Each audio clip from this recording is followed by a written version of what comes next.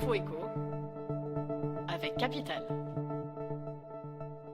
Le chiffre du jour, 60 000, c'est le nombre de personnes qui vont être pénalisées en 2022 par une mesure spécifique de la réforme de l'assurance chômage. Il s'agit de la dégressivité des allocations chômage pour les plus hauts revenus. Elle va concerner les personnes de moins de 57 ans percevant plus de 4 500 € bruts par mois dans le cadre de leur activité. Et même si l'application du nouveau mode des allocations chômage a été suspendue par le Conseil d'État, ce n'est pas le cas de la dégressivité.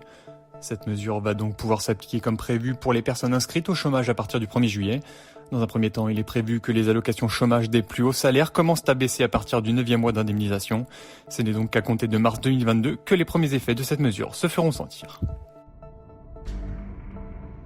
Le coup de gueule du jour est poussé par les syndicats comme par le patronat.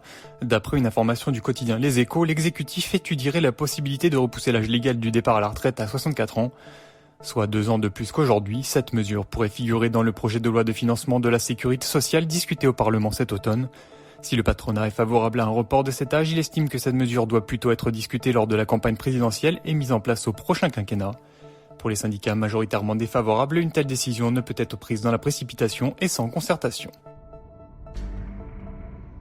L'info pratique Capital. Paris n'est pas la première ville française à rendre payant dès 2022 le stationnement des 2 roues motorisées sur la voirie. Et elle ne sera certainement pas la dernière.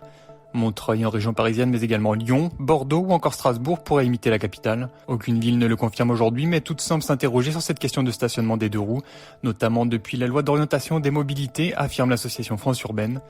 À Charenton-le-Pont, l'une des premières villes à avoir sauté le pas il y a 3 ans, le bilan semble plus que positif. Les propriétaires de 2 roues ont appris à se garer correctement, assure Hervé Giquel, le maire de cette ville du Val-de-Marne. Et on termine avec la proposition faite par Airbus dans le but de décrocher le contrat qui doit renouveler la flotte d'avions de combat suisse. Le constructeur européen a proposé d'assembler l'Eurofighter dans le pays helvète en cas de victoire face à ses concurrents. Il faut dire que le contrat porte sur 30 à 40 appareils pour un montant estimé à 5,5 milliards de dollars. Le gouvernement suisse doit faire part de son choix dans la semaine alors que l'appel d'offres avait été déposé en novembre dernier avant un examen de chaque appareil. Il y a 2 semaines, le président américain Joe Biden s'était fait reprendre par le gouvernement suisse après avoir vanté les mérites du F-35 de Lockheed Martin et du FA-18 de Boeing, 2 appareils en lice pour cet énorme contrat.